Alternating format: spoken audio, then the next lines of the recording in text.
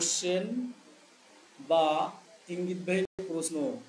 এখন 47টি এক লাইনে সরি 140 ধারা স্যার। জি শেষ 140 শেষ। জি ইঙ্গিতবাহী প্রশ্ন, লিডিং কোশ্চেন। এখন ইঙ্গিতবাহী প্রশ্ন কাকে বলে? সাক্ষ্য আইনের ভাষায় আমরা বলতে পারি যে ইঙ্গিতবাহী প্রশ্ন হচ্ছে আমি যে প্রশ্নটা করছি সেই প্রশ্নের ভিতরে যদি ইঙ্গিত দেওয়া থাকে উত্তরের, মানে আমি যে প্রশ্নটা করছি সেই প্রশ্নের ভিতরেই যদি উত্তর নিহিত থাকে, উত্তরটা দেওয়া থাকে, তাহলে সেটাকে বলা হয় ইঙ্গিতবাহী প্রশ্ন। আমি যে প্রশ্নটা করছি আমার প্রশ্নের ভিতরে উত্তর দেওয়া আছে, যদি আমার প্রশ্ন করার ভিতরে যদি আমার উত্তর আমি দিয়ে দিই, ঠিক আছে, সেটাকে বলা হয় ইঙ্গিতবাহী প্রশ্ন। এবার একটু বুঝি। তা হচ্ছে আমি জিজ্ঞেস করলাম, এই যে মামলায় আপনি সাক্ষী দিতে আসছেন, এই মামলার বাদী শ্রাবণী কি আপনি চেনেন বা চেনেন না? সাক্ষী যদি বলে হ্যাঁ চিনি, এই সাধারণত এই ইঙ্গিতবাহী প্রশ্নের উত্তর হা বা না বললেই হয়ে যায়। আমি কি বুঝাইতে পারছি? ইঙ্গিতবাহী প্রশ্নের ভিতরেই কিন্তু প্রশ্নের উত্তরটা থাকবে। এক্সাম্পল হিসেবে বললাম যে এই মামলার বাদী শ্রাবণী কি আপনি চিনেন। এখন যদি বক্তিয়ার ভাই বলে জি মানে হ্যাঁ চিনি, হয়ে গেল অ্যান্সার। না বললেও অ্যান্সার হয়ে গেল।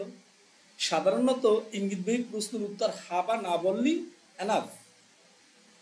এখন এই ইঙ্গিতবাহী প্রশ্ন সম্পর্কে, লিডিং কোশ্চেন সম্পর্কে সাক্ষ্য আইনের 141, 142, 143 ধারায় বিস্তারিত আলোচনা করা হয়েছে। যদি আপনাদের প্রশ্ন আসে যে লিডিং কোশ্চেনের ডেফিনিশন কোন ধারায় আছে, ডেফিনিশন আছে 141, যেটা আমি এখন বললাম যে প্রশ্নকারী যে উত্তর আশা করে প্রশ্নের মধ্যেই যদি তার ইঙ্গিত দেওয়া থাকে তাকে বলা হয় ইঙ্গিতবাহী প্রশ্ন। এই যে ডেফিনিশনটা এটা সাক্ষ্য আইনের 141 ধারায় দেওয়া আছে। 142 ধারায় বলা আছে যখন ইঙ্গিতবাহী প্রশ্ন করা যাবে না, কখন আপনি ইঙ্গিতবাহী প্রশ্ন করতে পারবেন না। এটাকে মনে রাখার জন্য একটা বিষয় মনে রাখবেন, 143 ধারাটা একটু আগে আলোচনা করি। 143 ধারায় বলছে যখন ইঙ্গিতবাহী প্রশ্ন করা যাবে, ইঙ্গিতবাহী প্রশ্ন করা যায় জেরায়। তাহলে আমাদের এই যে সাক্ষ্য গ্রহণের ক্রম বিন্যাস 3টা, তা হচ্ছে জবানবন্দি, জেরা, পুনঃ জবানবন্দি। তাহলে আমাদের যদি যখন ইঙ্গিতবাহী প্রশ্ন করা যাবে 143 আলোচনাটা একটু বুঝেন, মাথায় একটু ঢুকাই নেন।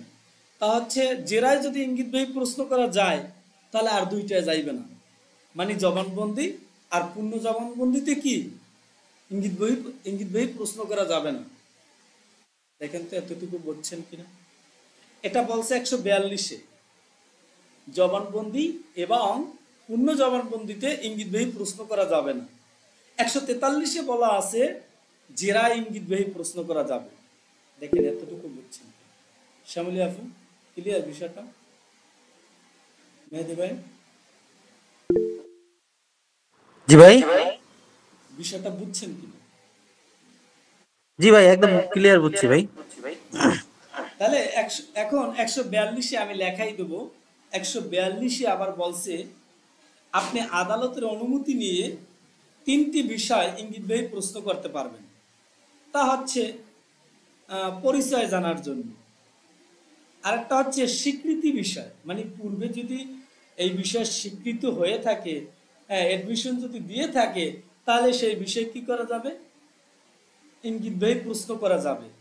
আবার হচ্ছে পূর্বে যথেষ্টমূলক প্রমাণ হয়েছে এমন বিষয় কি করতে পারবেন, ইঙ্গিতবাহী প্রশ্ন করা যাবে। এটা 142-এ বলা আছে। তাহলে আমরা ইঙ্গিতবাহী প্রশ্ন ডেফিনিশন পাইলাম 141-এ, ইঙ্গিতবাহী প্রশ্ন করা যাবে না 142-এ, আর 143-এ হচ্ছে ইঙ্গিতবাহী প্রশ্ন করা যাবে। 141-এর ডেফিনিশন পাইলাম, 142-এ ইঙ্গিতবাহী প্রশ্ন করা যাবে না। কোথায় কোথায় যাবে না? জবানবন্দি, পূর্ণ জবানবন্দিতে। আর ইঙ্গিতবাহী প্রশ্ন করা যাবে কখন? জেরায় ইঙ্গিতবাহী প্রশ্ন করা যাবে।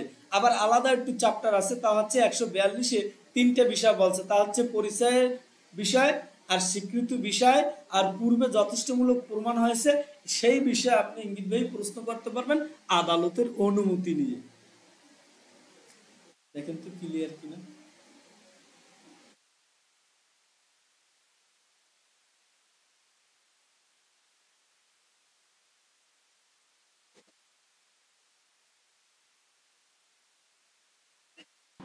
মানে ভাই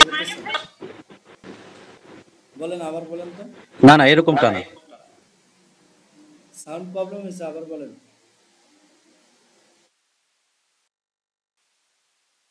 বললাম জবানবন্দির পরে আদালতের অনুমতি নিয়ে আবার কোশ্চেন করা যাবে, তাই তো? হ্যাঁ যাবে, কিন্তু এই তিনটে বিষয় স্পেসিফিক ভাবে কিন্তু এখানে দেওয়া আছে, এই তিনটের বাইরে আপনি করতে পারবেন না।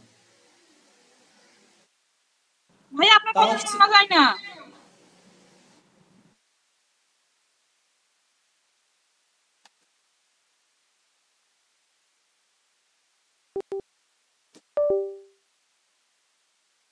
দেখেন তো কথা ক্লিয়ার আছে।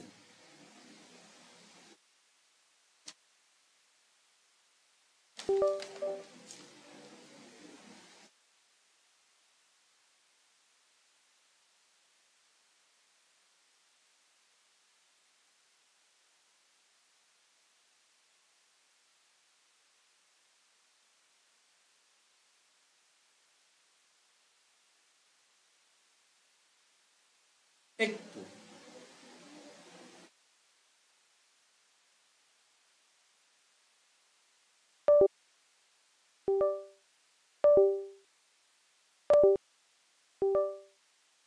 একটু একটু একটু একটু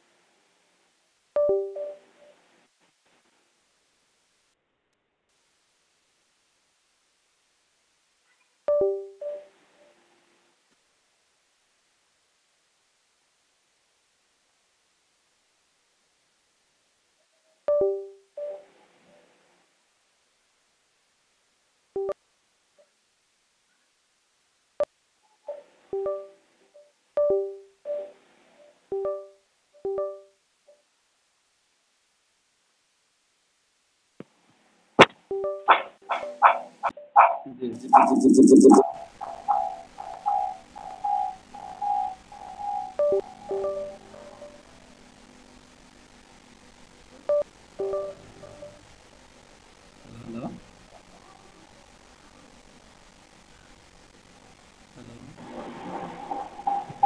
হ্যালো।